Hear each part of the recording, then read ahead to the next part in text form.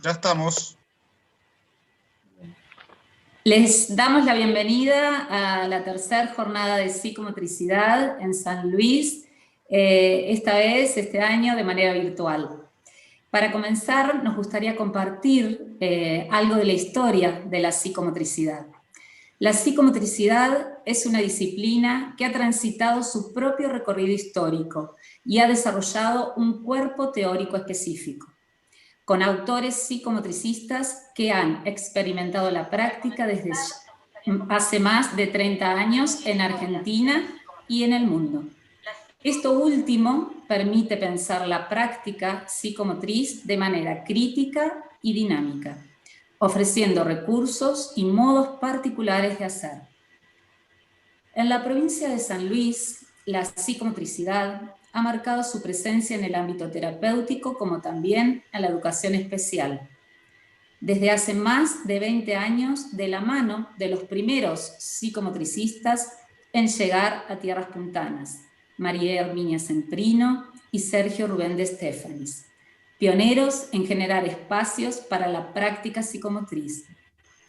Años más tarde, hemos ido llegando otros psicomotricistas de diferentes formaciones y lugares del país, generando espacios de intervención en el campo de la salud y educación.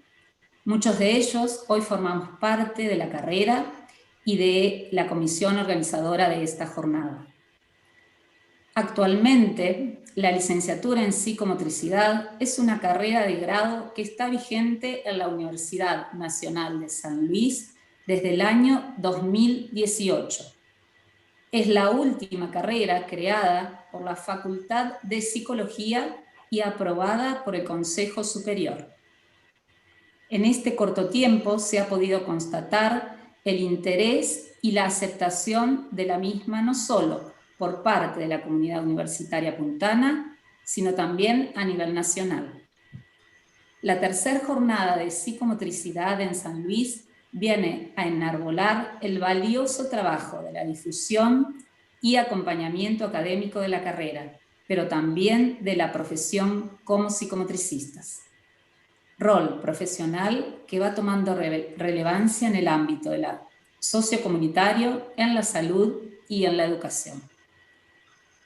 A continuación, le damos la palabra a la coordinadora de la carrera, María Herminia Semprino. Buenas tardes a todos, a todas y a todes.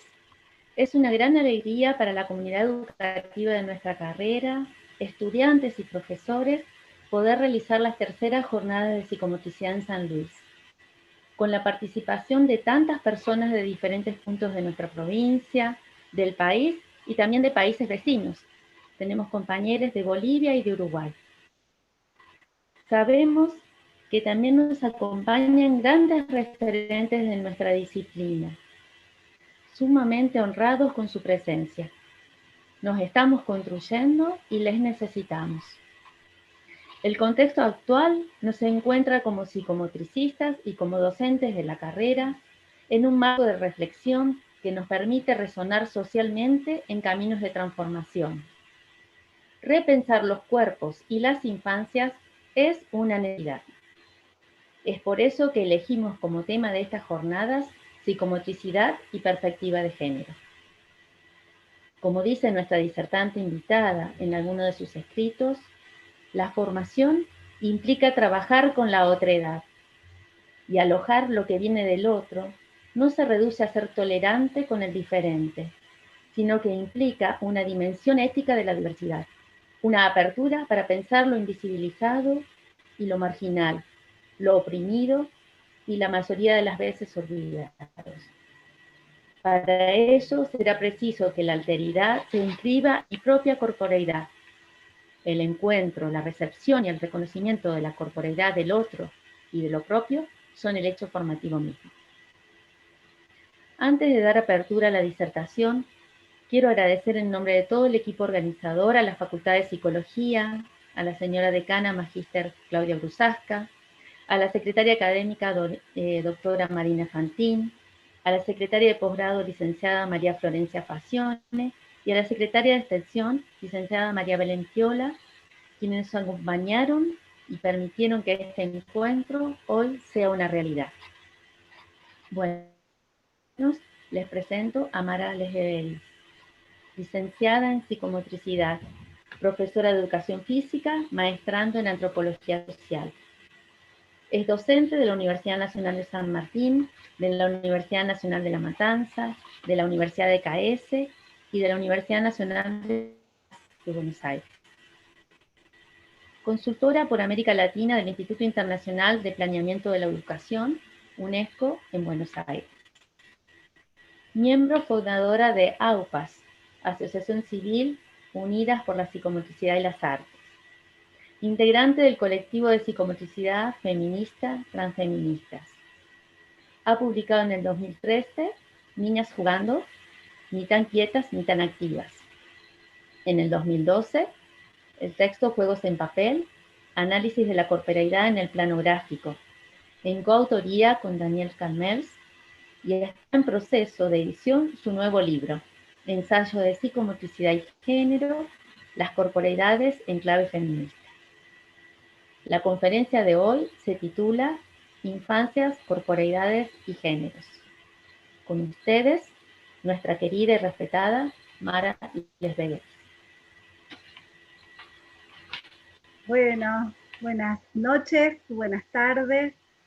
Agradezco profundamente la invitación y esta oportunidad de diálogo e intercambio formativo generado desde la Universidad Nacional de San Luis, la Facultad de Psicología y en particular a Herminia Zamprino y Corina Fernández, que sé que estuvieron trabajando mucho para que este encuentro pudiera realizarse.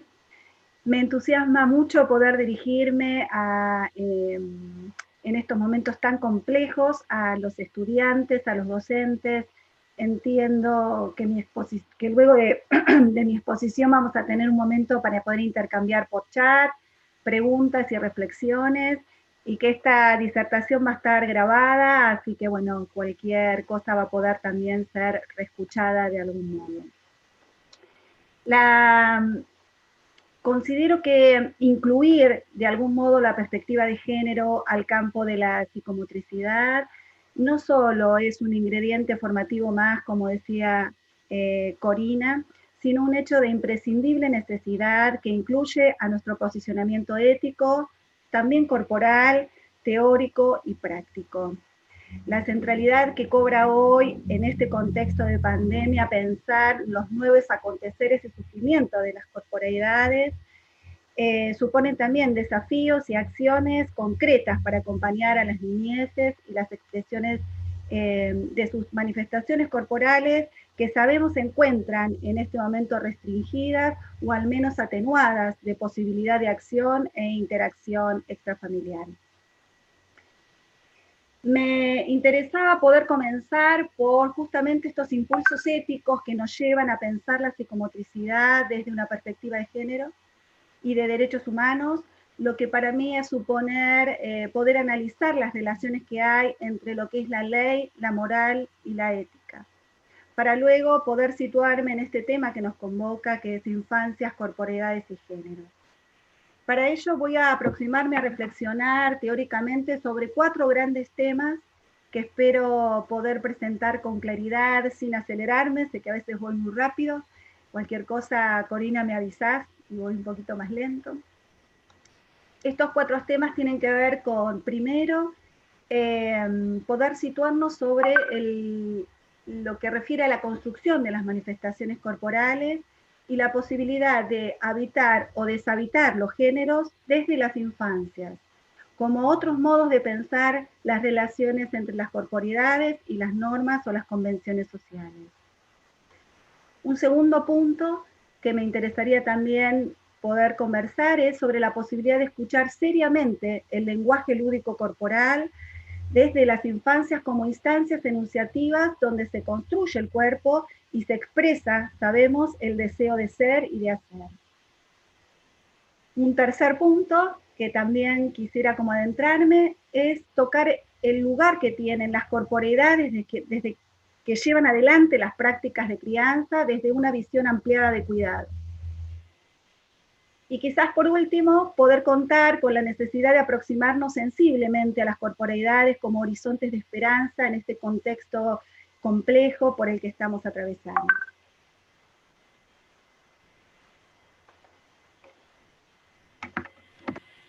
La pulsión ética es aquella que nos permite impulsar el buen vivir en búsqueda de mayor bienestar corporal, no solo para uno, sino para todos.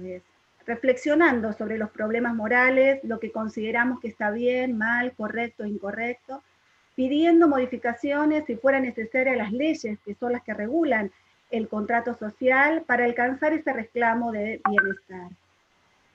A partir de diversos movimientos sociales y luchas feministas, transfeministas y travestis, por diferentes tipos de reconocimiento, fueron emergiendo en la Argentina leyes que son de vanguardia y que incluso van modificando lentamente no solo ciertas costumbres y tradiciones, sino ciertos constructos teóricos interpretativos. Durante el periodo 2003-2015 en la Argentina se produjo de manera efectiva la ampliación de derechos junto a la derogación de leyes como la siguiente. Voy a leer algunas porque me parece que son importantes para tener en cuenta la cantidad de leyes y la revolución del género que se viene promulgando.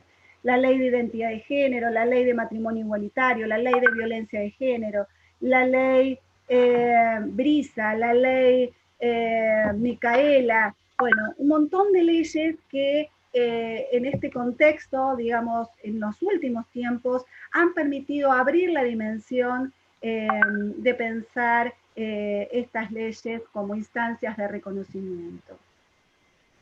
Estas leyes que conforman, como sabemos, el poder jurídico, que son fruto de un consenso producido históricamente, impulsado, como les decía, por distintos movimientos sociales, lo que instauraron fueron políticas concretas de reconocimiento, abriendo posibilidad de hacer legible aquello que históricamente fue considerado como invisibilizado, ilegítimo y o abyecto, es decir, expulsado. ¿Sí? Estas leyes entonces nos involucran a todos en nuestra posición ética y ciudadana. Incluir la perspectiva de género ya no se reduce a una opinión personal o a una opción para tomar o dejar. Tampoco se trata de pensarla vinculada solo al ámbito de la prevención comunitaria, o a un bloque temático a trabajar, o a pensar lo transversal del género como algo abstracto, ni mucho menos reducirla a un servicio tercerizado por expertos o especialistas en género o formados en perspectivas de género, sino que nos implica y nos responsabiliza en lo común, como toda ley que impulsa al cuerpo social. Entonces, estos movimientos sociales que impulsaron estas legalidades sobre los cuerpos nos permiten pensar esto, ¿no? Esta relación entre la ética, la moral, distinguiendo aquellas legalidades que de alguna manera permiten dar reconocimiento y mejor vida para grupos invisibilizados, de aquellas otras normas y convenciones que restringen, que coartan las posibilidades de vivir una vida digna. Pero el proyecto de universalidad de los derechos humanos y las variedades de comunidades con sus normas y valores también nos permiten reconocer la distancia que hay entre la ley y la moral. Si las leyes se basan justamente en la Constitución, la moral se basa en las tradiciones y en las costumbres, que determinan los valores y también el estatus, los lugares de privilegio, de prestigio, jerárquicos de una sociedad. Sabemos que hay grupos sociales que, anclados en sus creencias y tradiciones, se niegan a aceptar lo que algunas leyes establecen e incluso se resisten a pensar a las niñas como sujetos de derecho. Basta ver las resistencias que supone la ley ESI dentro de algunas provincias, instituciones escolares, para observar esta distancia que hay justamente entre lo que establece la ley y su pleno ejercicio.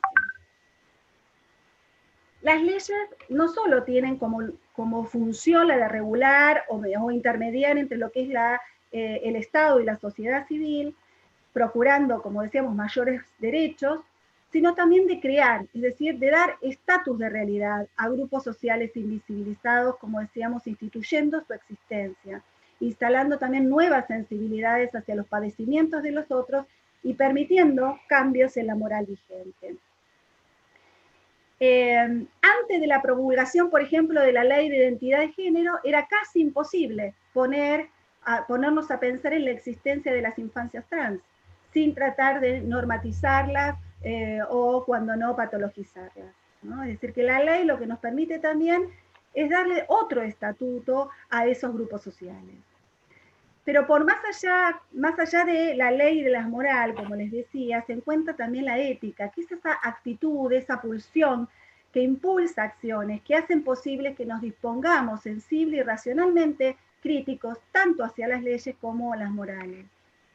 Voy a leerles una frase de Rita Segato, una antropóloga argentina muy querida, que dice así sobre la ética, ¿no? Para ella la ética, definida en este contexto, resulta de la aspiración o el deseo de más bien, de mejor vida, de mayor verdad, y se encuentra, por lo tanto, en constante movimiento.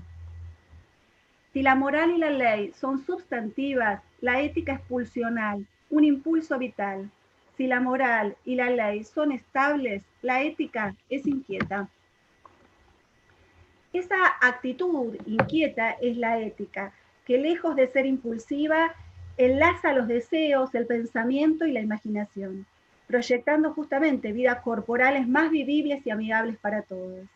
Sin posibilidad de imaginar no hay cuerpo, ni ética posible, sino maneras de obedecer a normas previamente fijadas. Cada práctica discursiva y corporizante porta sus horizontes de esperanza, sus ideales utópicos, provisorios y revisables, y contar con ellos en este contexto pandémico es imprescindible. Las teorías de la psicomotricidad han dado muy poco lugar a los estudios de género, junto a las críticas y a los avances epistemológicos que los movimientos sociales de género vienen desarrollando. Son posiciones excepcionales en la psicomotricidad las que los incluyen, pero en general priman en las formaciones terciarias y universitarias conceptualizaciones disciplinares con fuertes arraigos tradicionales, y son las mayorías de las veces los mismos estudiantes los que piden a sus docentes dar lugar a las perspectivas de género. Otra forma de entender estas relaciones entre la ley, la ética y la moral, creo que también lo ejemplifica lo que sucede con el lenguaje no sexista o inclusiva. Desde donde hay universidades y docentes que sabemos que lo están aceptando y otros que se oponen firmemente. Sin duda, transgredir una ley del discurso es exponerse, ¿no? Es entrar bajo sospecha, es generalmente un acto potencialmente incómodo. Tal vez perturbar justamente el peso de las palabras sea el acto transgresivo más peligroso. Pero no me parece que sea la letra E ni la palabra lo que incomoda, sino el enunciado y las voces que allí se manifiestan. Hay neologismos como, por ejemplo, trolear, meme, avatar, que se incorporan en el lenguaje cotidiano y se transculturalizan sin generar enojo ni indignación. Pero lo que sucede con el lenguaje no sexista o inclusivo es diferente a lo que sucede con otras palabras. Su adhesión o su rechazo parte de concepciones justamente morales o ideológicas y maneras en que se opta posicionarse frente a lo que se presenta como lo otro. Habrá que esperar para que la RAE evalúe si estos neologismos se asientan en la lengua y se incorporan en el caudal léxico de los hablantes. Habrá que esperar también para evaluar si el lenguaje inclusivo tiene la fuerza de incorporarse a escala global en el mundo hispanohablante. Pero me parecía también interesante, leí una nota sobre Alicia Zorrilla, que es la presidenta de la Asociación Académica Argentina de Letras, que dice así, a ver si la encuentro por acá, todos usamos la lengua, en la calle, en la oficina, en el aula. Lo que hace una institución como esta es la de legitimar las normas de esa utilización. Es un proceso de abajo hacia arriba, de las personas hacia los académicos, y no al revés. Es el uso el que impone la norma.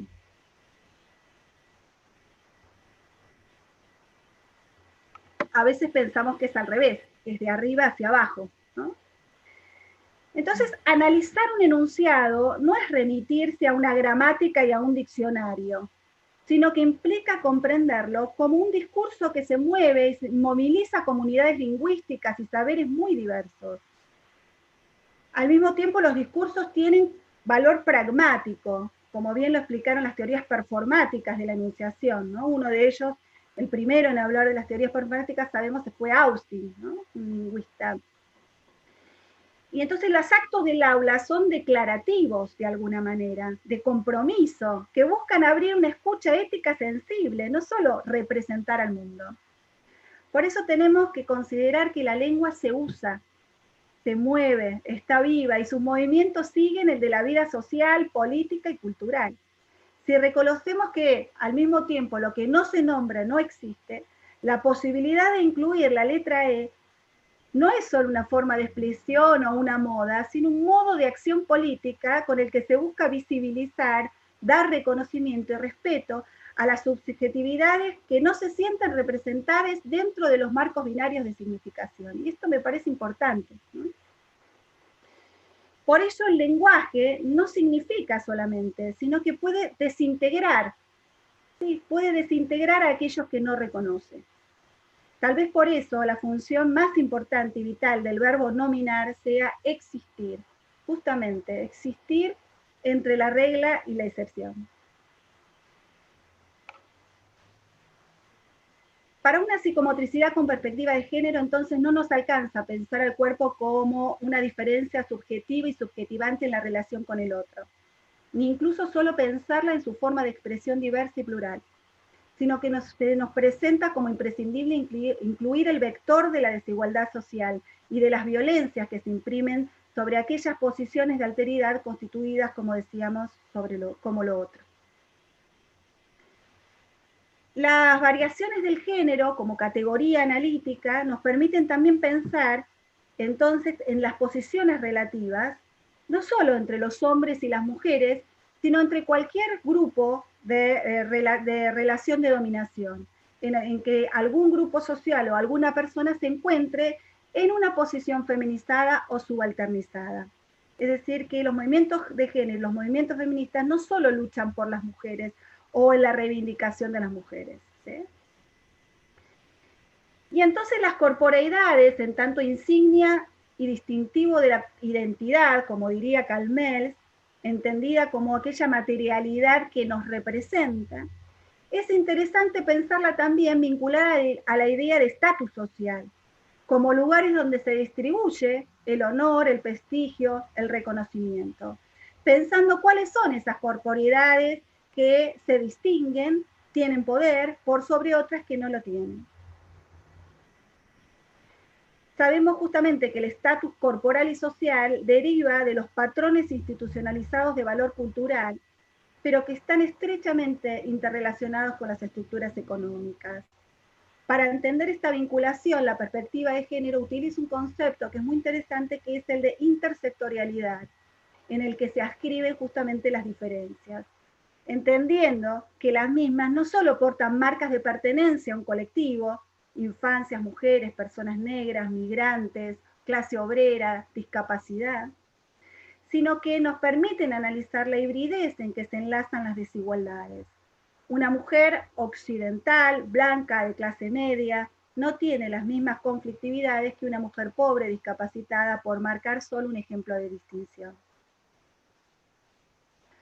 Otra propuesta teórica desde las perspectivas de género que nos impulsan a pensar es pensar justamente de manera situada, desde una geografía, desde un territorio. Y esto implica reconocer territorios, pero también capacidades agenciales de cada subjetividad encarnada. Pero también dar lugar a aquello que generalmente tiende a invisibilizarse. En este aspecto fue y sigue siendo una de las luchas más reconocidas por los distintos feminismos, ¿no? Podremos de algún modo entonces asumir un análisis de las corporeidades que no caiga en la reificación de la identidad, al mismo tiempo que procure no solo autonomías progresivas, sino su emancipación. ¿Podremos pensar en una libertad corporizada que se va gestando desde las infancias? Reconocer nuestra genealogía y nuestros lugares de procedencia es sin duda un camino importantísimo para poder aproximarnos a pensar quiénes somos y cómo llegamos a constituirnos como práctica. Pero cuando los conceptos se descontextualizan e importamos lo que viene de otras geografías y contextos, sin relecturas locales y situacionales, esos conceptos se cristalizan, dejan de ser recursos de lectura y de pensamiento para volverse verdades consagradas. A veces parece más importante dejarnos corporizar por lo que viene de otros lugares que compartir lo que se gesta como saber en y desde nuestros territorios y nuestras experiencias y prácticas. Creo que esta es una potencia, digamos, que tenemos que seguir revitalizando. Las perspectivas de género le exigen a la psicomotricidad también ciertas desestabilizaciones de sentidos históricamente establecidas, prácticas de deshabituación, pero no son de ninguna manera una amenaza, sino miradas que complementan, que potencian y revitalizan nuestra práctica. Nuestra aspiración ética de compromiso, de responsabilidad y apertura hacia los otros no es solo un deseo, sino una disponibilidad hacia la reflexión, que cuenta justamente con esta inquietud ética, con la rebeldía, con la movilidad del género, como posibilidades de dar escucha a esos procesos históricos, situacionales, locales, para tratar de dar lugar a lo otro. Voy a pasar ahora al punto de las corporeidades, de la construcción de las corporeidades y esta relación, ¿no? de poder pensarlas vinculadas a algunos interrogantes sobre cómo se gestan desde las infancias estas formas de corporización y de descorporización en relación a las posibilidades de habitar o deshabitar los géneros. No voy a hacer clasificaciones o en este momento no quisiera detenerme en las diferencias, qué es el sexo biológico, qué es la sexualidad, qué es el género, ¿no? Sino pensar más las relaciones que hay sobre el cuerpo y el género, que es para mí también pensar una de las formas de pensar las relaciones entre las corporeidades y las legalidades, que lo constituyen de alguna manera o lo erosionan de subjetividad. Mis referencias conceptuales más importantes de la psicomotricidad son especialmente las desarrolladas por el escritor, poeta y psicomotricista Daniel Calmels. Me une a él sin duda una cercanía afectiva muy intensa como persona, pero más allá de mi reconocimiento y amor, sabiéndome no neutral, me interesa rescatar la vitalidad de algunos de sus conceptos, porque me permiten dialogar con las perspectivas de género y porque al mismo tiempo me permiten, y creo que es un gran reivindicador del lugar de las corporeidades como productores de sentidos para la vida. Me interesa mucho el dinamismo lúdico y creativo con el que Calmels ha podido ir reformulando, redimensionando algunos conceptos en el devenir histórico-social de nuestra práctica. Y esa cosa inquieta, ¿no? que seguramente yo también tengo y que me interesa, es la que voy a tratar de hacer vinculada a una relectura que hago de los conceptos fundamentales que trabaja Daniel en relación a la corporeidad.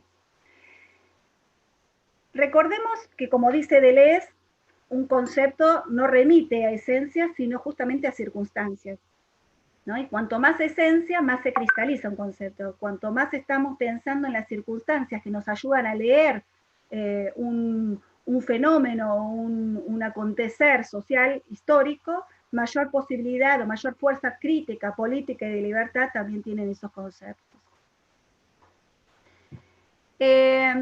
Una de las cosas que Daniel hace es aproximarse mucho a poder pensar el tema de las corporeidades, no desde un único lugar, ¿no? Sino desde varios lugares distintos.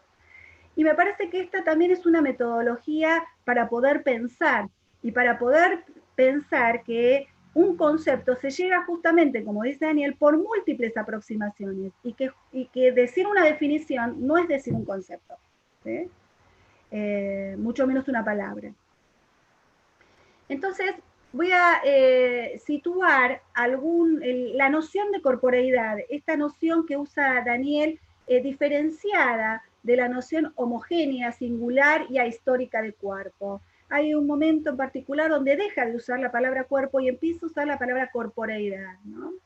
Y entonces ahí nos invita a pensar lo corporal, que se presenta generalmente, como decíamos, naturalizado, desde algunas sutilezas del lenguaje y desde su complejidad a la vez constitutiva, desde varios aspectos. Por un lado, destacando siempre su dimensión relacional e interaccional, ¿no? Entendiendo que las corporeidades se construyen siempre a partir de otros cuerpos, que cumplen a su vez una función, como dice Gallmer, corporizante. Pero alertando también que hay formas de producir descorporización. Y él las nombra, ¿no? Dice la privación de los contactos afectivos, la crueldad, los maltratos, la mecanización de las relaciones, la aceleración mercantil, la hiperestimulación en tiempos tempranos del desarrollo.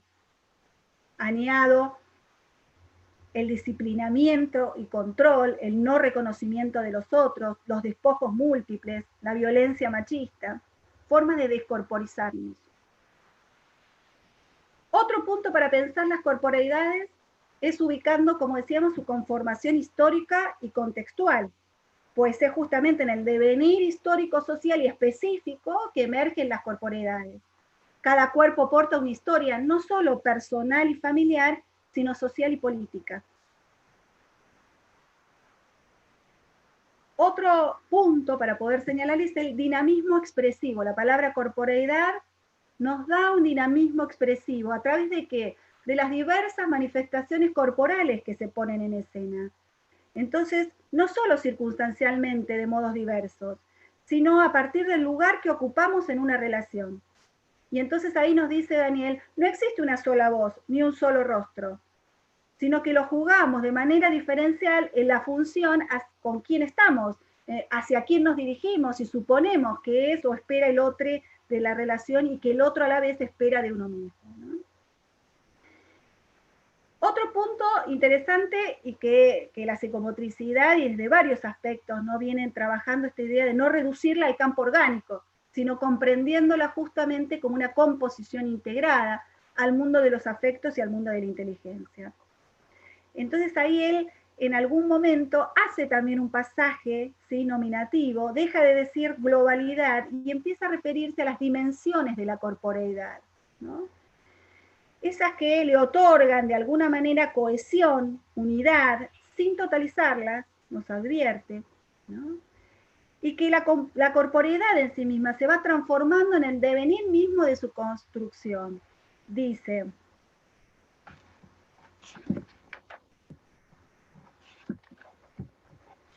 a ver.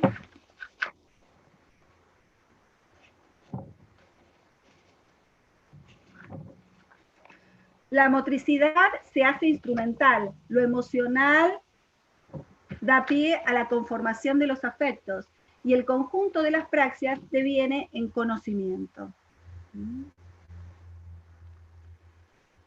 Poniendo también en relieve otro aspecto en esta idea compleja de la corporeidad, él pone en relieve el acontecer de las corporeidades y a través de un concepto que es justamente nodal, me parece, en lo que él quiere transmitirnos, que es el concepto de las manifestaciones corporales.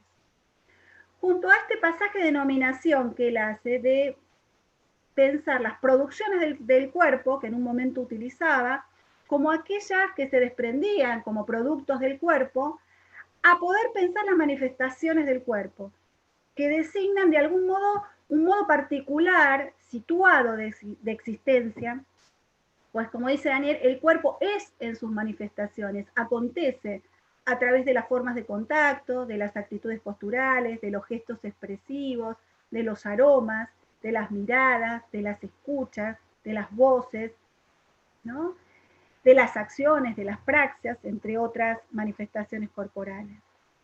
Nos dice que la proyección de la mirada, la proyección de la escucha, de los gestos expresivos, no dan un estatus ontológico por fuera del cuerpo, ¿sí?, que se proyecte, que puedan ser manifestaciones corporales, que las podamos contar a la distancia y que quizás ahora son con las únicas que podemos establecernos a través de las pantallas, no quiere decir que estén por fuera del cuerpo. No son productos del cuerpo que se pueden soltar entonces. Otro punto quizás interesante para pensar desde la psicomotricidad que sitúa las corporeidades, es el lugar experiencial, ¿no? Y el lugar del campo del saber como productor de sentidos justamente encarnados, ¿no? Que dialectizan la relación justamente subjetivo-objetivo, lo material y lo simbólico. Nos dicen en varias oportunidades que el cuerpo cuenta y que no solo entonces son constituidos por el lenguaje, sino que los cuerpos a la vez construyen sus discursos. Otro concepto que nos permite pensar un diálogo fructífero con las perspectivas de género que trabaja Calmels es la noción de funciones de crianza, que desborda y deshace la idea de función materna y función paterna, junto al proyecto emancipatorio que va del sostén a la transgresión de los cuerpos, ¿no? La marcha es ese camino, del sostén a la transgresión. Desde los diálogos con los feminismos comunitarios, populares, ustedes saben que hay muchos feminismos que vienen como trabajando, los feminismos postcoloniales, ¿no? En esta idea de creación, ¿no? Que ponen en relieve la dimensión micropolítica, ¿no? Del placer y del deseo. No podemos tampoco dejar por fuera el valor de las prácticas lúdicas y corporizantes, los innegables aportes de Daniel al respecto, que nos permiten pensar esta convergencia junto a las perspectivas de género. La ética lúdico-corporal, el valor de los juegos de crianza, el lugar de la praxis lúdica como constitutiva de las corporeidades. Como así también destacar la importancia que tienen, como decíamos, los relatos en los juegos, a través de pensar al juego mismo como un relato de presentación y representación corporal, ¿no? Y también, hablando del valor del juego, el hincapié que hace Calmels vinculado a la actitud lúdica, ¿sí? Frente a la vida. Cuando no podemos jugar, incluso podemos tener una actitud lúdica frente a la vida. Para pensar las relaciones entre las corporeidades y las normas de género, voy a acudir también a las teorías de la performatividad que ponen el acento en el valor del lenguaje, como decíamos, no solo como medio de expresión o de representación del mundo, sino en su fuerza declarativa, de actuación y de creación. Y es Judith Butler la que nos orienta a comprender justamente al género como una instancia que performatiza, ¿no? Por un lado nomina, norma, desde lo que Judith Butler dice, la heterosexualidad obligatoria, podríamos decir ahora la heterosexualidad obligatoria, que es la que reglamenta de algún modo el género, es decir, lo esperable para una mujer, un hombre, un niño, un niña, en cada cultura, en cada época. Y por otro lado, esta idea de performance también nos vincula a la centralidad que tiene lo corporal, ¿no? Ya que también nos dice Butler que el género no existe por fuera del cuerpo, ¿no? Necesita de numerosos actos y encarnaduras que lo constituyen como tal. Es decir, que de otro modo podemos decir que no existen los géneros por fuera del campo de las manifestaciones corporales. El género es ese elemento constitutivo de las relaciones sociales y su corporización un modo de garantizar la reproducción de un orden social constitutivo. La performatividad justamente va a destacar el modo en que nos afecta el discurso y el poder institucional. Pero si bien las normas de género tienen en nosotros, se anticipan y construyen corporeidad, construir la identidad sexogenérica no implica la interiorización pasiva de mandatos de género, ¿no? Ideales, normas, roles, estereotipos, sino que requiere justamente haber puesto al cuerpo en situación de interacción, habitando o deshabitando al género. Es decir, que también reinterpretando esas asignaciones que fueron previstas por la cultura y la época de múltiples y creativas maneras. Pero solo tenemos la posibilidad de reinterpretar y habitar o deshabitar el género acorde con nuestros deseos cuando el cuerpo, el yo, se manifiesta y su fuerza vital puede ser reconocida por la mirada de otros. Pensar en la construcción entonces de las identidades es pensar en la construcción de los cuerpos y pensar cómo el otro me reconoce o no, ¿sí?, en relación a esas posibilidades. Por eso decimos que la identidad es relacional, que supone reconocimientos y pertenencias colectivas a un grupo social. Sabemos que lo que sucede justamente en la infancia no puede esperar, y si sucede la no escucha y el no reconocimiento, eso produce la mayoría de las veces daños subjetivos irreparables. Sin ciertos rasgos reconocibles, otorgados por otros, otras y otros, no podemos vivir. El deseo es en gran parte un deseo de reconocimiento, y solo podemos constituirnos a través de la experiencia corporal y afectiva que porta ese reconocimiento. Hacia los 2-3 años, cuando niñas, niños, niñes comienzan a hablar desde un yo referencial, utilizando pronombres personales y deícticos, lo hacen a partir de un género sentido y autopercibido. No es una ocurrencia, ni un dato existencial menor, sino el modo de reapropiarse lúdicamente del género, manifestando con insistencia y de múltiples y creativas formas eso que están sintiendo y percibiendo. Cómo quieren nominarse, verse, presentarse frente a los otros.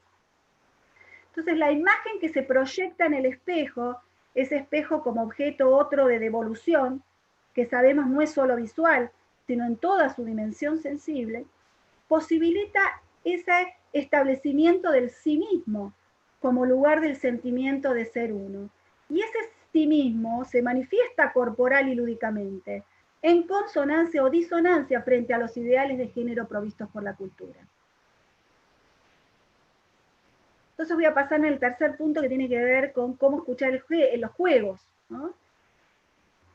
En los juegos, niñas, niños, niñas tienen esa posibilidad de poner en escena procesos de imitación y de identificación con ciertos personajes y personas idealizadas de la vida cultural, social, con ciertos incluso estereotipos, ¿no? Hay una edad donde sabemos que los estereotipos se encarnan con más fuerza, ¿no?, en estos 2, 3, 4 años.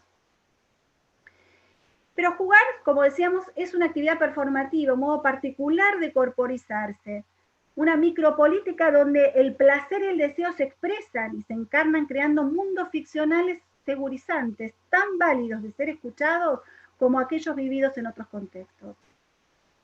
Recordemos que las performances operan como actos vitales de transferencia, es decir, transmitiendo saber social, una memoria, un sentido de identidad, ¿no? Esta es una mirada más antropológica, ¿no?, que podemos pensar vinculada a la performance.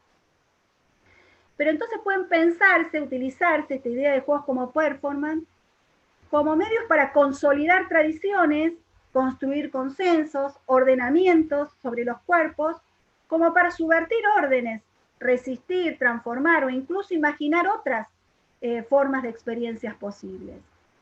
Hay juegos, sabemos, que como dispositivos de socialización orientan a consolidar órdenes y tradiciones. Los juegos tradicionales, por ejemplo, ¿no? Otros juegos disponen más a construir consensos, a aceptar reglas, a aceptar roles, por ejemplo, juegos predeportivos, ¿no? Y hay otros juegos con materiales no convencionales, juegos también más espontáneos, donde tal vez se dispone más la creación lúdica, ya sea transformando una caja en una casa, o de la mano de alguna asunción de algún personaje que hable de sí, ¿no?, y que a través de estos relatos de representación ficcional puedan manifestarse, y donde a la vez se ensayan acciones, se expresan ideas, se transmitan ansiedades, se van corporizando así las identidades acorde con los deseos y sentires. Cuanto más reflejo fiel y se reiteran los significantes hegemónicos, menos se juega y menos se transforma la corporeidad. Entonces, comprender también el juego social es saberlo jugar, y eso implica ensayar, experimentar, repetir por placer, encontrando cada vez algo nuevo y diferente. Escuchar desde el cuerpo a las infancias es atender a cómo van expresando, registrando y construyendo sus sentires y deseos, sus autopercepciones, sus imágenes corporales. Implica entonces reconocer cómo se va configurando y enunciando de alguna manera su yo, comprendiendo que esos significantes identitarios funcionan como un proceso de identificación parcial y que nunca llegan a significar plenamente a nuestra identidad. Entonces, escuchar desde el cuerpo a las infancias es atender a la relación que tienen con su propio nombre, a las maneras de nombrarse o renombrarse, a sus maneras de vestir, a sus preferencias lúdicas, a las fantasías y acciones que prevalecen, a las tensiones y realidades que lo perturban, a sus gustos, sus referentes identificatorios, hasta también las apreciaciones y maneras en que perciben a les otros diferentes de sí.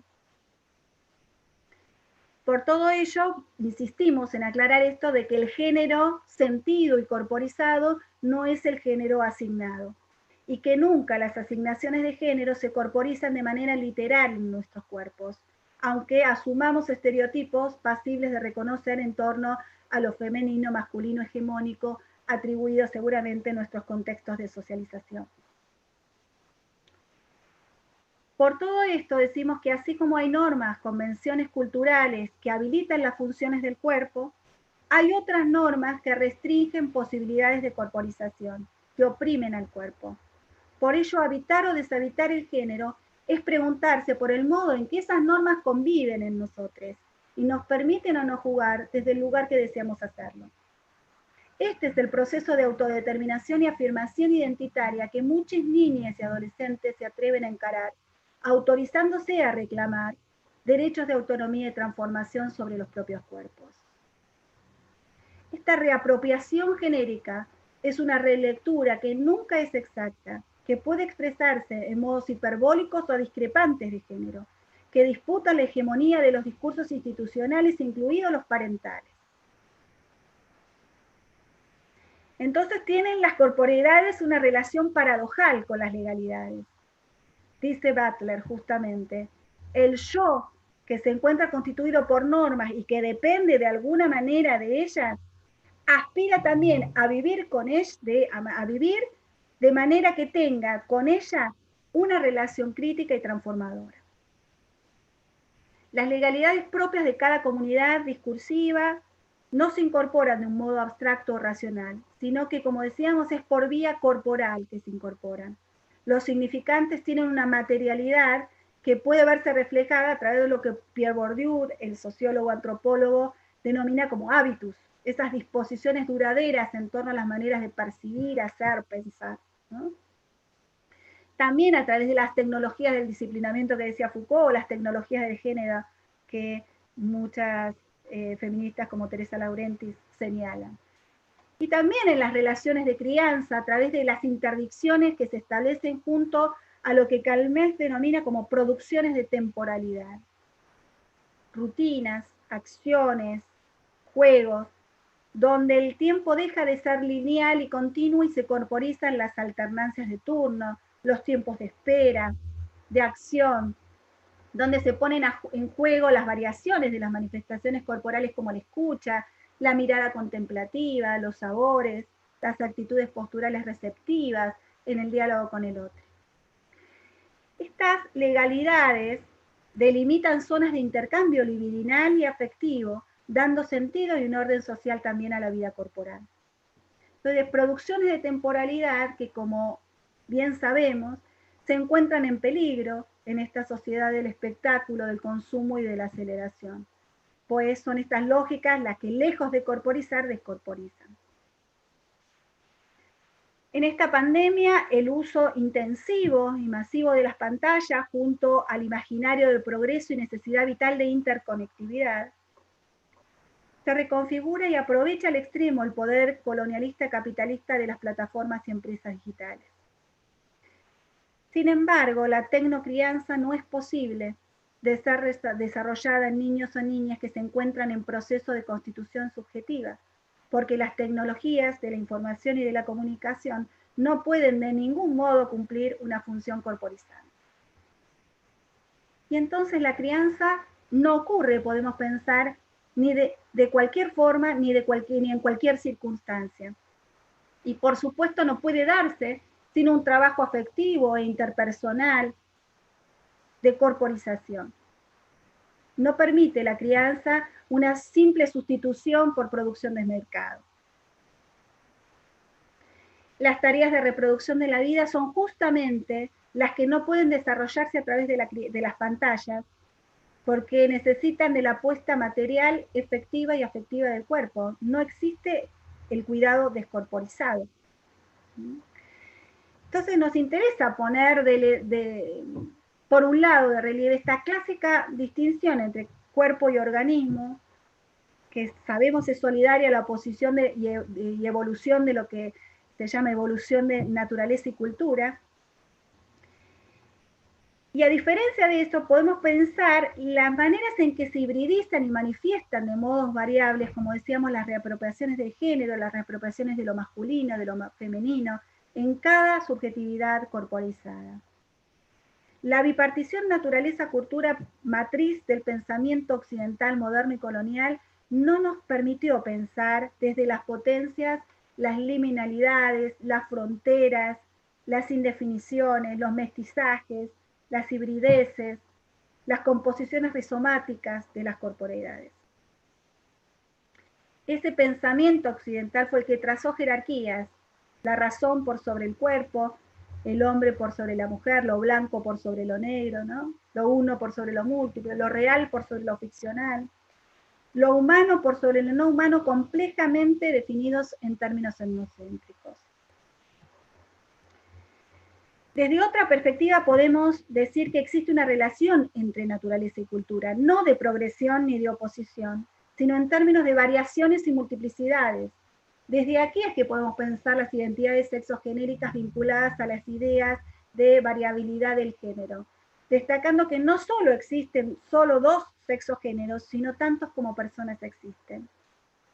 Aproximarnos entonces a la pregunta de la reinterpretación de las identidades sexogenéricas implica pensar el concepto de identidad desde una perspectiva dinámica, compleja y deconstructiva, en las que caben justamente las variaciones, las hibrideces, las multiplicidades, como bien lo señala desde Derrida, Deleuze, Butler, Segato, entre muchas otras. A pesar de todos los avances en términos de derechos y oportunidades, los intentos de normatización y patologización de los cuerpos que se alejan de lo inteligible continúan presentes en numerosas prácticas profesionales. Por eso es imprescindible contar con nuevas categorías conceptuales que nos permitan comprender la constitución y el nomadismo de las identidades sexogenéricas. Dice también Rito Segato: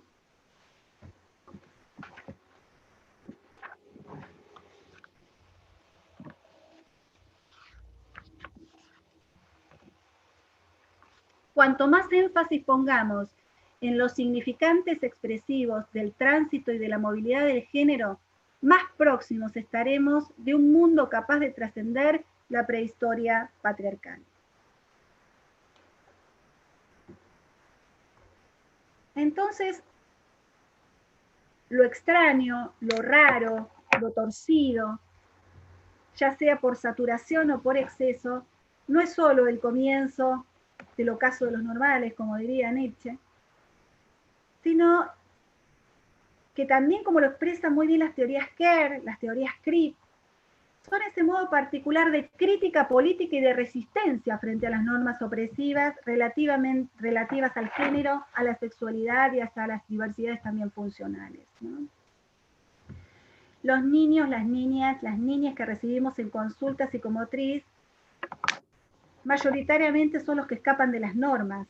Son cuerpos que no son ni tan dóciles ni tan fáciles de domesticar.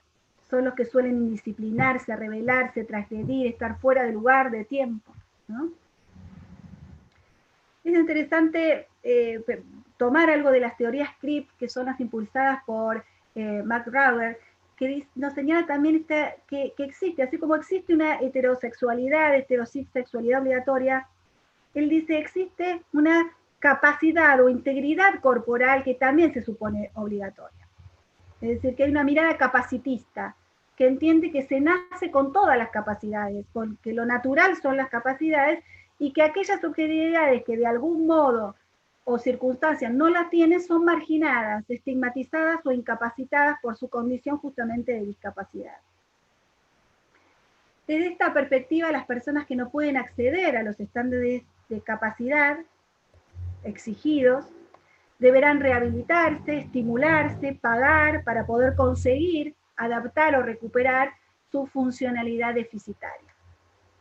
El capacitismo se sustenta justamente en una visión medicalizada del cuerpo normal y en una ética que devalúa la diferencia, pues también sabemos que cuanto menos capacidades tenga alguien, más restringidas serán sus posibilidades de decir, elegir y manifestarse con libertad para este sistema, ¿no?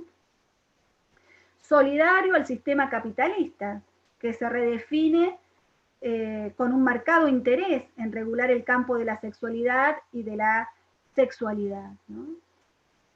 Porque al producir menos, también deben reproducir menos.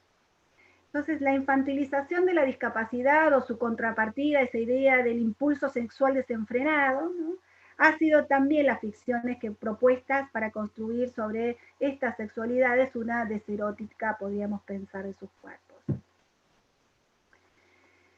La psicomotricidad sabe que no es por el camino de la estimulación deficitaria que el cuerpo se construye, que es justamente en una situación de encuentro, de placer, de alegría, donde nace la capacidad de confiar en los otros. Sus contrapartidas, la crueldad y la violencia, producen diversas formas de descorporización y sufrimiento. Si el otro deja de ser confiable, si las tensiones, el miedo, las irregularidades, el desencuentro se incorporan como constantes en los primeros tiempos de vida, los caminos hacia el repliegue o la salida hacia el desborde sabemos que se convierten en casi el único camino o respuesta defensiva o de autoprotección frente a un contexto vivido como hostil o inseguro. Paso ahora a decir algunas cuestiones vinculadas a qué significa cuidar o criar desde las perspectivas de género. Sabemos que las desigualdades sociales se espectacularizaron en este contexto de pandemia y lo que se venía produciendo o anunciando desde la crisis, como una crisis ecológica y civilizatoria del sistema de la vida, se profundiza. Como dice el filósofo Bifo Berardi, podemos pensar al mundo como un cuerpo que está en padecimiento. Dice, un virus semiológico prolifera en el cuerpo estresado de la humanidad total. Y la vulnerabilidad de los cuerpos se expresa de manera diferencial en el entrecruzamiento de sus condiciones sociales y económicas, como decíamos, ¿no? Veníamos escuchando desde diferentes posiciones filosóficas, médicas, también sanitaristas, políticas y económicas, la posibilidad de centrarnos en el cuidado como eje analítico. Desde la perspectiva del género, los aportes hacia la economía del cuidado fueron realmente muy importantes y las políticas públicas que se vienen implementando desde estas perspectivas posibilitaron poner en prioridad este eje analítico.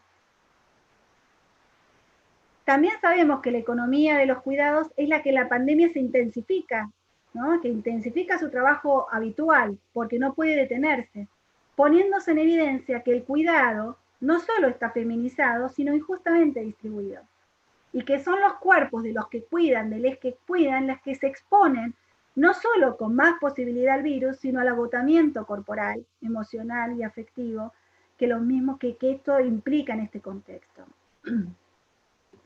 Y entonces, para pensar las infancias y sus cuidados, tenemos que poder situarnos como eslabón en esta red que compone la organización social del cuidado. No hay infancias posibles sin pensar los modos en que no solo cada familia, sino cada comunidad distribuye y gestiona el cuidado y las funciones de crianza.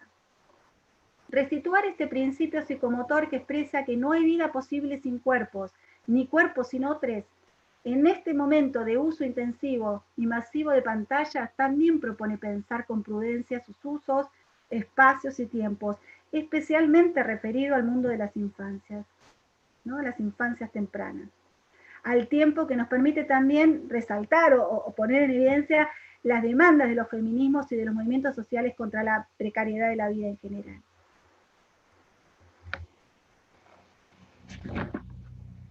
Cabe destacar que también esta idea proteccionista que justifica y normatiza la mayoría de las veces la dependencia de las mujeres, de las niñas, de los adultos mayores, ¿sí? No nos, digamos, no nos representa en este momento desde las perspectivas de género. Cuidar desde la perspectiva de género siempre va emparentada a la emancipación, implica de algún modo la no dominación. Y aunque se localicen grupos prioritarios de ayuda o de acompañamiento y se luche incluso por más derechos y reconocimientos, no es por la idea de carencia o incapacidad que entendemos las expresiones de estas minorías. Y entonces, ¿qué interrogante supone pensar la socialización de niñas desmarcados de la constitución de la familia burguesa y el paternalismo? ¿Será posible? La misma idea de familia naturaliza la jerarquía de género. ¿Quiénes son los que portan autoridad de aquellos que no la tienen? ¿Quiénes tienen el poder simbólico? ¿Quiénes portan más saberes que otros? ¿Quiénes poseen más derecho a ser escuchadas que otros? Desde la perspectiva feminista podemos decir que la lucha justamente va a comenzar denunciando esas opresiones dentro del propio seno familiar, desmontando dispositivos de crianza, lógicas, prácticas que sostienen violencias concretas y latentes, ejercidas incluso por nuestros seres cercanos y queridos, ¿no? Este es un gran pasaje, el pasaje de esta perspectiva tutelar a la perspectiva de derechos es un pasaje importantísimo, ¿no? Para poder pensar la agencia infantil. Desarticular violencias entonces simbólicas que pueden ser patriarcales, heterosis normadas, desde nuestros propios constructos teóricos, es uno de los eslabones quizás más importantes, éticos, políticos, clínicos, pedagógicos, para que no se funden otros tipos de violencia. No hay posibilidad de pensar una identidad sin un cuerpo que la encarne y la reinterprete, como decíamos. Pero ser bebé, niña, niño, niña, implica un complejo y variado proceso de corporización que se inicia en el seno de una familia, inscripta en una comunidad, en una cultura, en una época particular, en la que se llevan a cabo sus prácticas de crianza y socialización. En la actualidad, si bien se encuentran muy arraigados los modelos tradicionales de género que van de la mano de la familia nuclear, patriarcal y el proyecto modernizador de las instituciones, la idea de familia como modelo único, abstracto y universalizante poco tiene que ver, ya lo sabemos, con la diversidad y la complejidad de las nuevas configuraciones familiares. Pero también hay que entender que los acuerdos parentales ya no están fundados por lazos solo legales, sanguíneos o religiosos, sino que pueden constituirse por quienes tienen el deseo de unión y la idea de conformar una familia. Entonces nos encontramos con hogares monoparentales, familias ensambladas, vientres subrogados, familias sustitutas, familias care, nuevas parentalidades, que abren sin duda interrogantes y desafíos, ¿no? Para llevar a cabo las prácticas de crianza y la socialización de las niñas. Para ir terminando, queda claro que la propuesta de deshacer el género, como propone Judith Butler y algunas feministas, se propone redefinir las jerarquías del orden social y de la cultura para lograr un estatus de reconocimiento igualitario en la participación en la interacción social, transformando quizás valores culturales androcéntricos, capacitistas, adultocéntricos, heterosexistas, que sistemáticamente discriminan a ciertos grupos de personas que se alejan de las categorías hegemónicas de reconocimiento e interpretación. Las conquistas y las luchas feministas tienen efecto político no solo porque permiten reestructurar las relaciones sociales y familiares en términos quizás más equitativos entre los géneros, sino porque presentan a las infancias nuevas posibilidades para construir sus corporidades y habitar o deshabitar con mayor libertad los géneros, en y desde su presente vital. Lo que sucede en las infancias, como decíamos, no puede esperar. Es imprescindible contar entonces con el cuerpo, con las corporeidades y sus manifestaciones como herramientas poéticas, sabiendo que las corporeidades se pueden construir, pero también deconstruir y reinventar las veces que necesiten hacerlo. Aunque resuene romántico en tiempos de crisis, proyectarnos en horizontes de esperanza, quisiera finalizar esta charla con una invitación a imaginar con mucha fuerza eso que necesitamos crear para afirmarnos en la vida.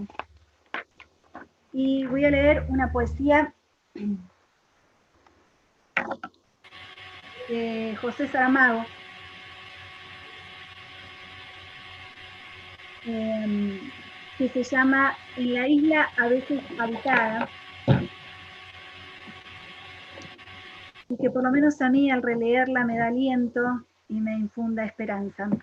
Espero que también se las pueda transmitir a ustedes. Dice así: en la isla a veces habitada de lo que somos, hay noches, mañanas y madrugadas en que no necesitamos morir. En ese momento sabemos todo lo que fue y será. El mundo se nos aparece explicado definitivamente y entra en nosotros una gran serenidad. Y se dicen las palabras que la significan. Levantamos un puñado de tierra y lo apretamos en las manos, con dulzura. Allí está toda la verdad soportable, el contorno, la voluntad y los límites. Podemos en ese momento decir que somos libres, con la paz y con la sonrisa de quien se reconoce y viajó alrededor del mundo infatigable, porque mordió el alma hasta su raíz. Vibremos sin apuro la tierra donde ocurren milagros como el agua, la piedra y la raíz. Cada uno de nosotros es en este momento la vida. Que eso nos baste.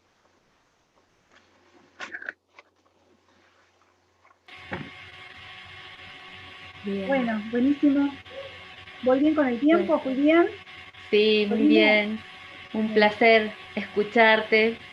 Ahí en el chat del YouTube hay un montón de comentarios resonando con tus palabras, que la verdad que nos deja pensando y abriendo un montón de perspectivas y de esto de deconstruirnos, ¿no? Creo que tenemos una gran tarea personal, profesional, de deconstruirnos de lo que hemos venido aprendiendo para poder entrar en otra sintonía con esta realidad. Voy a leerte algunos de los comentarios para que puedas explayarte. Hay como bastantes referencias al adulto que cuida, a la adulta que cuida. Dice sí, la persona adulta lleva sobre sí una historia a veces más perturbadora que la de los niños, poniéndola en escena en la relación. También otra que tiene que ver con el adulto dice, la persona adulta se vincula con los otros en función de cómo fue tratado y es tratado. Hay que velar por el cuidado del adulto que cuida al niño, a la niña.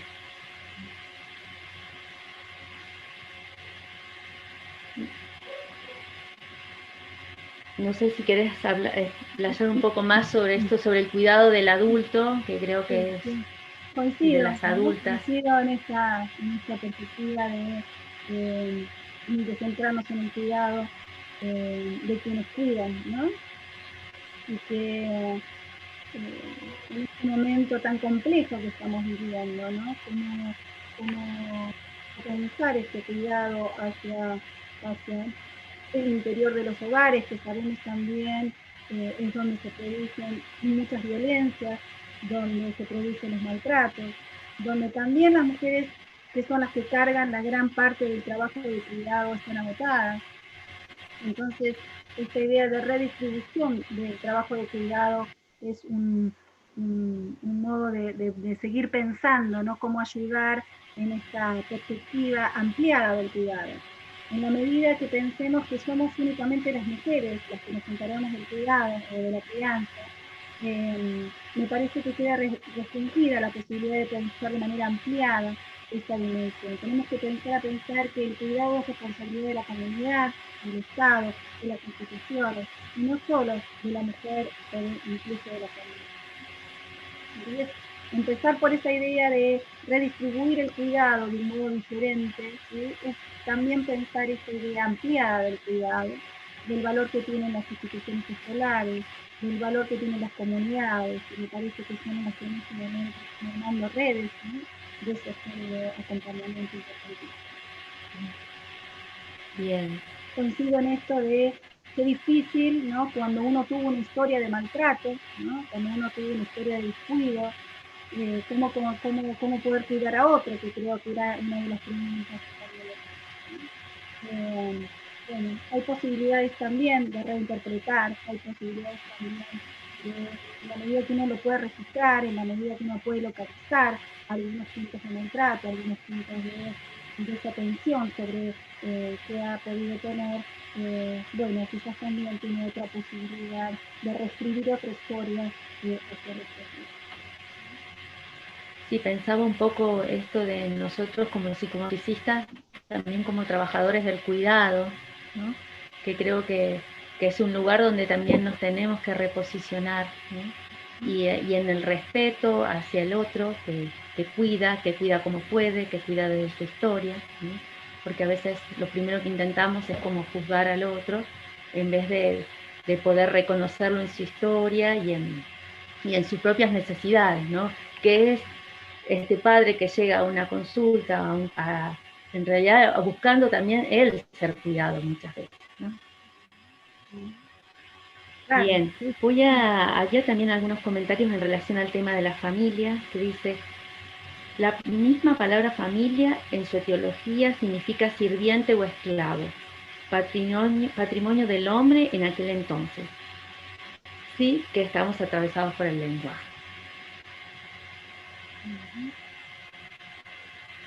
Bien. Después dice, pluralizar los conceptos no es sin efecto, pone en tensión las nociones asumidas acríticamente. Bien, los conceptos. Acá creo que quedamos resonando porque hay un montón de conceptos que nos transmitiste y creo que es lo que sigue resonando, por eso creo que más que preguntas es como que continúen sobre todo estos comentarios de seguir pensando. Ahí no sé, Marcela, que también está abriendo su micrófono, si tiene alguna pregunta, que quieras participar.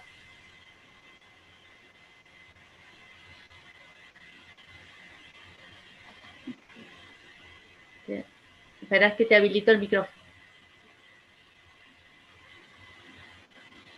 Fíjate si puedes activar el audio. No estamos pudiendo escuchar. No se escucha. No, no se escucha. A ver ahí. Ahora sí. Ahora sí. Ahora, bueno. Sí, en tiempos de pandemia, puntualmente con la construcción de las corporeidades, ¿no? Yo me pregunto, en todo este recorrido donde has hecho un planteo muy claro, si estaríamos frente a la construcción de un nuevo cuerpo, ¿no? Con esto de las pantallas que atraviesan cotidianamente nuestra vida. Y bueno, digo, cómo se va construyendo las infancias en estas pantallas, que si bien coincido con que el cuerpo es un instrumento muy corporizante desde el afecto, desde la mirada y desde otras relaciones que también se establecen, quizás más violentas, ¿qué pasa con las pantallas? Si en el siglo XXI tenemos que reflexionar sobre la construcción de un nuevo cuerpo, ¿no? Bueno, no sé, por ahí, sí. La verdad es que lo que sucede post pandemia la podemos imaginar, pero no la podemos todavía redimensionar, ¿no? Claramente, porque la estamos como atravesando. Sí podemos suponer que en este contexto y sobre estas maneras particulares de uso de pantallas intensificadas, ¿no?, hay una atenuación de las manifestaciones corporales, ¿no? Y una atenuación también de las acciones y de los intercambios afectivos con otros extrafamiliares. y eso va a dejar también, ¿sí?, ciertas maneras de corporizarse diferentes, ¿no? Nos estamos corporizando todo el tiempo acorde a la época y a la cultura. Y eso también va a dejar un modo particular. Creo que los chicos son los niños son los que con más facilidad toman y van incorporando los hábitos. Si bien al principio yo por lo menos sentía que había muchas niñas que reclamaban salir, que querían estar con sus amiguites y querían, bueno, seguir ampliando su espacio social, hoy por hoy uno encuentra que se están adaptando a esta situación, que ya no piden tanto salir, que ya no piden tanto, ¿sí?, estar en contacto con los otros niños. Quizás lo que más piden es estar con los amigos, pero lo pueden hacer mediante pantallas y no lo sufren con tanta, o no lo expresan con tanta contundencia. Entonces, la verdad es que no sabemos bien cómo se está reestructurando esta corporeidad en este momento, qué hibrideces están operando, ¿no?, en este momento particular. Pero sin duda me parece que les cuesta más a veces a los adultos que a los propios niños esta misma situación de aislamiento social y preventivo, ¿no? Bueno, complejo todo esta situación y hablar de esta situación de manera generalizada cuando sabemos que, bueno, hay distintas realidades sociales y algunos ni siquiera tienen acceso a la conectividad, ¿no? Pero bueno, es compleja la situación que estamos viviendo, pero que creo que pega a la reflexión sobre el cuerpo y la vida, ¿no? Esta manera, este virus, de alguna manera, como decía Bifo Berardi, bueno, algo le pasó al cuerpo mundo, en el cual tenemos que estar pensando cómo restituir nuevas maneras de vida, ¿no? Qué cosas potenciar, dónde encontrar las potencias vitales, ¿no?, para poder sobrellevar estos momentos. Bien, aquí hay otros comentarios en relación a lo que planteaste de la discapacidad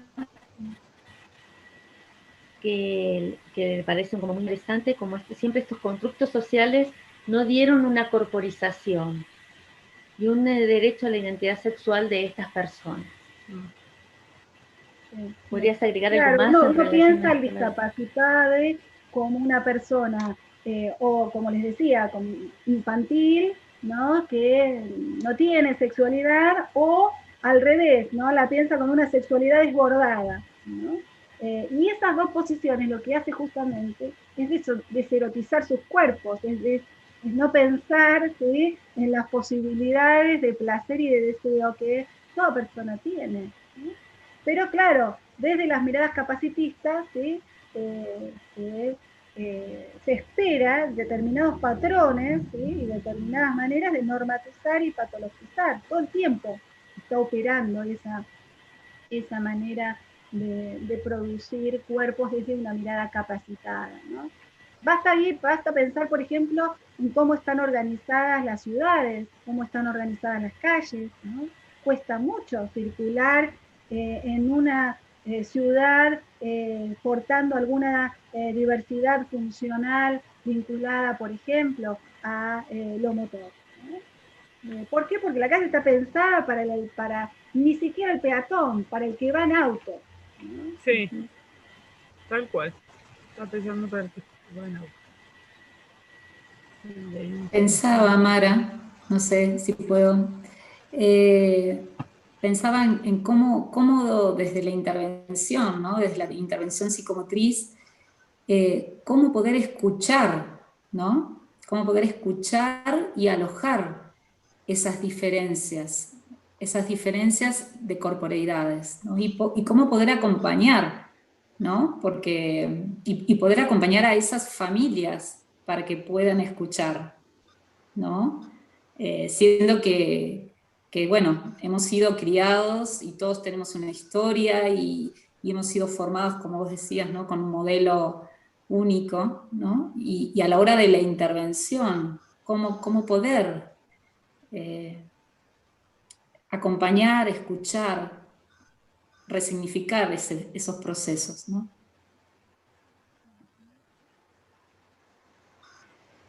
Sí, a mí me da la sensación que cuando uno integra la perspectiva de género al campo de la psicomotricidad, la perspectiva es poder pensar en lo otro, ¿no? Y lo otro que también convive en mí.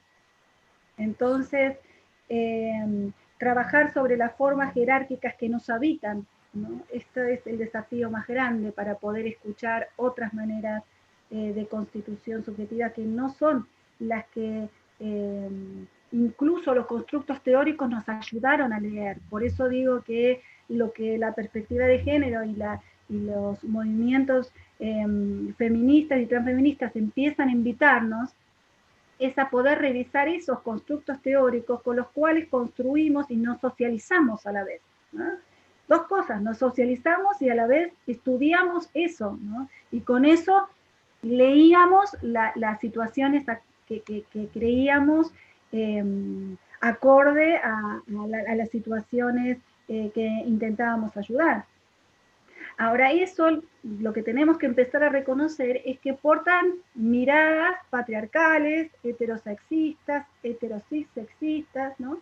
Y entonces tenemos que estar preguntándonos cómo eso convive en nosotros, cómo eso, ¿sí? Lo estamos pudiendo o no leer, ¿sí? Hace muy poco tiempo atrás, yo empecé a investigar sobre las cuestiones de género en el año 2000, ¿no? Era casi imposible hablar sobre género. Pero mi pregunta ingenua era ¿por qué las chicas no llegaban a psicomotricidad? Y teníamos un montón de varones, ¿sí? De los cuales llegaban a consulta psicomotriz. Esa fue una de mis primeras, yo estaba recién recibida y veía una cantidad enorme de varones y solo una chica cada 10 varones que recibía. ¿No? Yo creo que sigue habiendo una diferencia proporcionada en la relación de consultas clínicas de psicomotricidad de niños varones sobre las niñas. Y entonces ahí también, ¿no? ¿Por qué no preguntarnos qué pasa con el cuerpo de las niñas? ¿Tienen menos visibilidad que el cuerpo de los varones? El cuerpo de los varones, en alguna diversidad funcional, tiene que potenciarse de un modo diferente, y en una niña, bueno, puede aceptarse. ¿Qué pasa ahí, no? Que todavía desde la psicomotricidad naturalizamos esta diferencia en la cual las consultas siguen llegando de manera tan radicalmente diferenciales, ¿no? Si bien hubo cambios, sigue habiendo cambios muy, muy lentos en relación a las demandas de niñas de psicomotricidad. Ni les digo niñas, niñas están recién llegando, ¿no? A psicomotricidad. Y me parece que es central que escuchemos a las niñas, porque como les decía, la constitución de las identidades sexogenéricas atraviesa lo corporal, ¿no? Entonces, como psicomotricistas no estamos preguntándonos por esta situación de cómo acompañar estas reapropiaciones identitarias. Por eso comencé por esta dimensión ética, que me parece que es un punto, ¿no? En el cual tenemos que seguir pensándonos vinculados a la otredad y a la formación corporal, porque creo que todos tenemos que volver a pasar por la formación corporal con una perspectiva de género que nos ayude a poder pensar estas dimensiones. Yo quería consultar algo más. No sé si me hizo pensar esto de la exposición de los niños a la pantalla y que está tan a la mano, ¿no? Con los teléfonos, tablet, computadora, tele, y estos cuerpos y modelos de género que se presentan en las redes sociales y que son los que cotidianamente están viendo los niños. ¿Cómo considerás que podemos, digamos, ayudar a abrir esta mirada, digamos, por ahí mostrar que hay otros tipos de cuerpo, que hay otros tipos de manifestaciones que no son esos que se plantean constantemente en las pantallas, en los medios o en las redes sociales? Sí, es interesante eso de que decís, cómo la cultura también propone modelos hegemónicos de belleza, modelos hegemónicos de cuerpo, ¿no?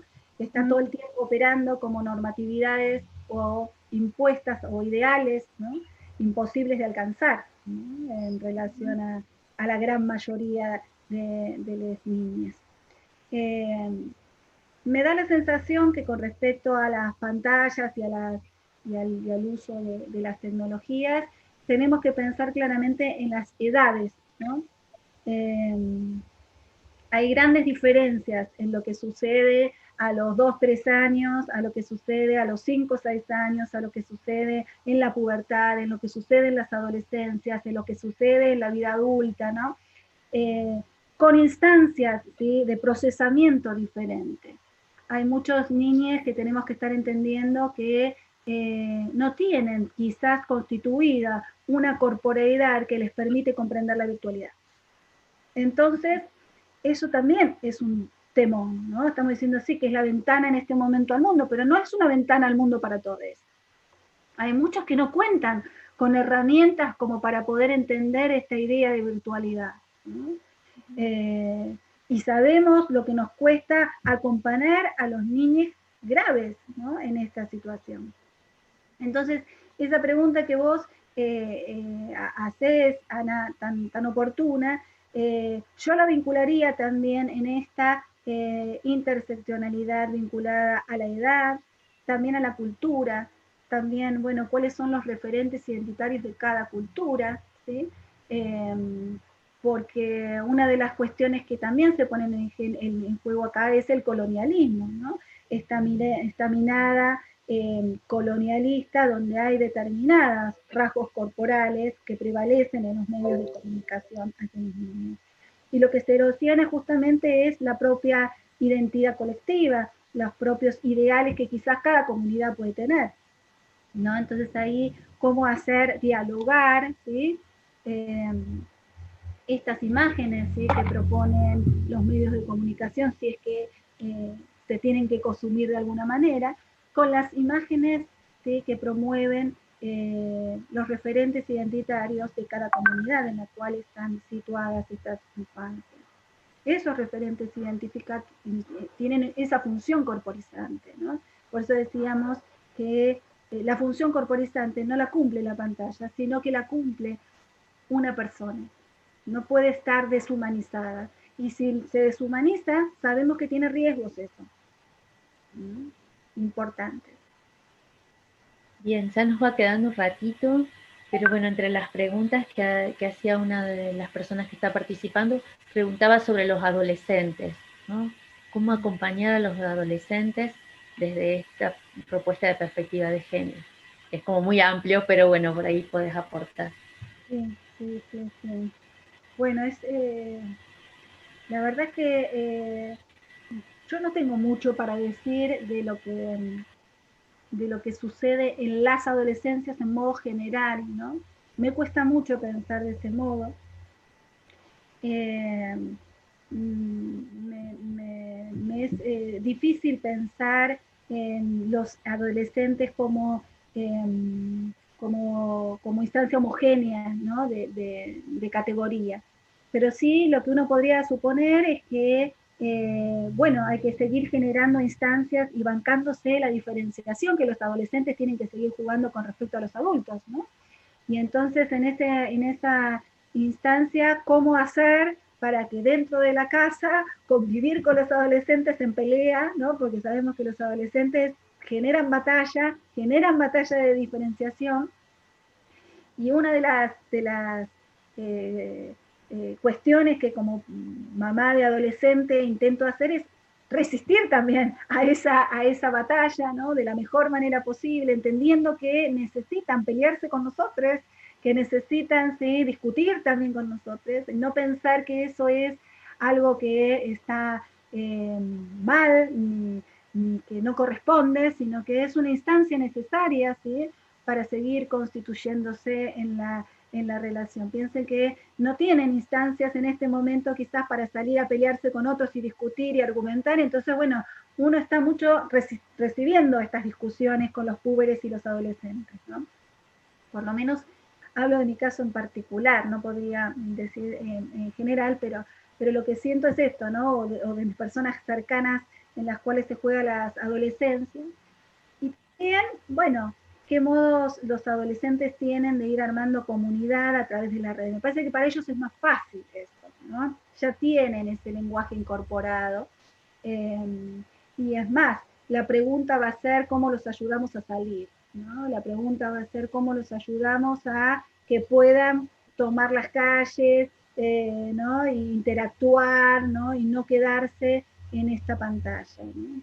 En el libro Fugas de Daniel Kalmels, que escribió en el año 2003, él decía ya en ese momento que ya había una tendencia a quedarnos en nuestras casas, ¿no? ¿Por qué? Porque la tecnología de la información y de la comunicación lo que proponía era esto, ¿no? Que todos quedemos en esta reducción frente a una pantalla.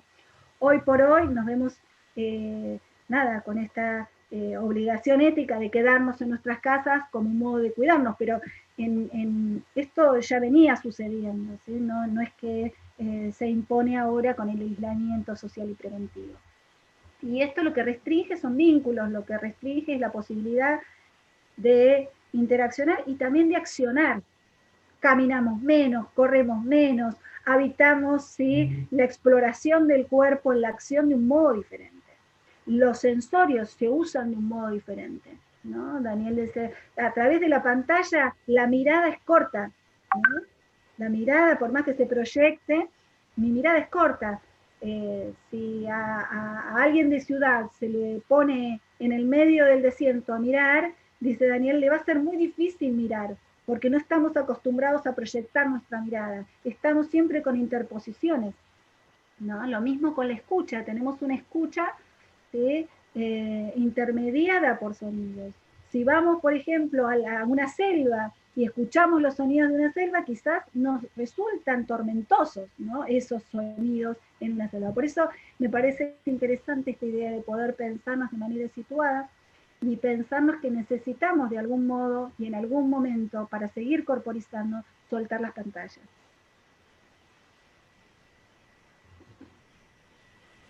Va a ser un modo de resistencia dejar algo de la pantalla, ¿eh? Ajá, sí, se va a presentar como resistencia. Bien, vamos a ir está lamentablemente cerrando. Digo lamentablemente porque es un placer para nosotros, como lo mismo están comentando todos los participantes que nos están acompañando. Así que bueno, agradecerte este tiempo que nos has dado, toda la Facultad de Psicología muy agradecida de tu presencia, y seguimos necesitando seguir pensándonos juntos, pensaba esto de la formación corporal, de la importancia que nosotros tenemos como formadores de psicomotricistas, de seguir atravesando nuestras formaciones corporales desde las perspectivas de género. Así que bueno, muchas gracias. No sé si quieres cerrar de alguna manera. Agradecerles esta posibilidad, este intercambio formativo, que espero también sea transformativo para todos, que bueno, que podamos seguir armando comunidad y puntos en común que nos encuentren en estos diálogos. Y bueno, mañana voy a estar trabajando con muchos de ustedes en trabajos corporales, desde talleres vivenciales y virtuales, a través de estas pantallas a las cuales tenemos una relación muy paradojal, pero que bueno, que de algún modo nos permiten en este momento seguir estando de alguna manera en cercanía afectiva. Bueno, muchas gracias y espero quizás a todos los que están, que sé que son muchos, que mandaron saludos, que están escribiendo en las redes, que me acompañan desde muchos lugares distintos, al colectivo AUPAS, con el cual, bueno, trabajo intensamente, la Asociación Uniendo Psicomotricidad y Arte, y con las cuales nos potenciamos y crecemos diariamente, a todas ellas con las cuales mañana vamos a estar trabajando en el taller. Un abrazo fuerte a todos mis compañeras, colegas, Fernanda Ruiz, que siempre me acompaña en las tareas docentes, Karen también, Schamberger, bueno, sin duda Daniel Kalmels, que es algún referente también mío importante, a mis docentes de antropología, con los cuales tengo un diálogo que me han posibilitado abrir otras dimensiones muy importantes, Sergei Isakovsky, Susana Buber, Patricia Vargas, entre muchos otros, que nos permiten pensar y seguir potenciando. Bueno, hasta la próxima. Hasta la próxima. Bueno, muchas gracias a todos por participar. Los estudiantes de psicomotricidad y los profes, para mañana poder seguir profundizando en las instancias del trabajo corporal. Buenas noches a todos. Gracias.